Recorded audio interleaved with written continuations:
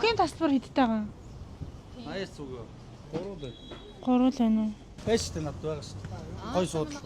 Та 120,000-аар тасалбар авах гэж байгаа юм. Юу тэгээ. 120 хаанх их нэ. Тасалбар байна уу? Тасвар олдохгүй. Олдохгүй байна. Гадуур шагчид ер нь хэдээр зарж байгаа шиг байна. Наа чи 80 гэдээсэн шүү дээ. Тэгээд 80,000-аар тасалбар аваад орё гэж бодож байна уу яа гэж. За харин яа гэдэг болдог юм л гэж дээ. Нөгөө хойлыг нэх юм шүү дээ. Ер нь хэр их хүн байх шиг вэ нөгөө шагчид?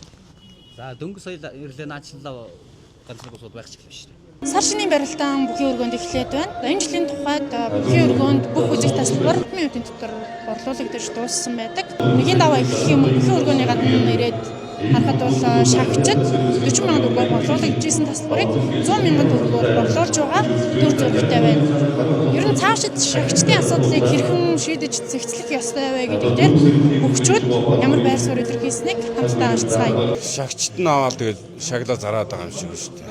Одоо бас өдөөнөөс манайх ихчнэр ирсэн тэгээд билет ахын дөөнийг билет олоод өгчих гээ. Тэр би билет авах гээд ер нь хаагаад олсонгүй тэгээд энэ тэнцээ амар үнэтэй байх шиг шүү дээ. 120, 100, 200 ч гэнэ. Гадуур шагийн тасалбарын үн та асуусан юм байна сая тий. Асуусан. Тэгээд амар үнэтэй хэлээ. Багш ойрдтой хүмүүстэй бас 4-5 билет аваад өгчихсэн бодолтой байсан тэгээд 12 болгоол орсож байх болсон. Тэгээ үнэ санаа байсан тэгээд одоо үндэ дуусчлаа тэгээд одоо яа гэм бэ? Шагийн асуудлыг одоо яг яаж зохицуулмаар ч юм бэ? Нэг яамаар ч их сайн бас ойлгож өгөхгүй л байна. Нэг хөгөө холбоод өөрсдөө шийдэх. Тэгээд одоо энэ дээр нэг юм бас нэг юм нэг систем ч юм уу нэг юм арга хэмжээ авахгүй бол том барилттай болоод одоо Монголын ард түмчээс бүх үзэхээр тасалбар олдохгүй, тасалбар амар үнэтэй болохоор ч бас болохгүй шүү дээ. Энэ дээр бас нэг манай бүхий холбоо нэг анхаарах байхаа гэж би бодож байна тий.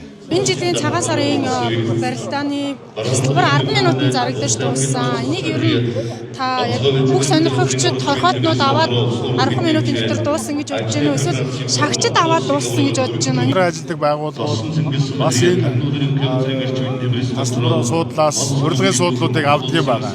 За үүнийг одоо хүмүүс бас ойлгохгүй байх шиг байна. Хоёрдугаар Монгол бүхий өргөө чинь өөрөө одоо 2200 суудалтай. 200. За тэгээ хамтардаг байгууллагууд маань энэ билетийг энэ суудлуудыг авч байгаа. Маргааш элчин сайдын яамдууд ирнэ, гадаадын орны элчин сайд их хурлын гишүүд ирнэ, төрийн байгууллагын урилгатай хүмүүс ирнэ.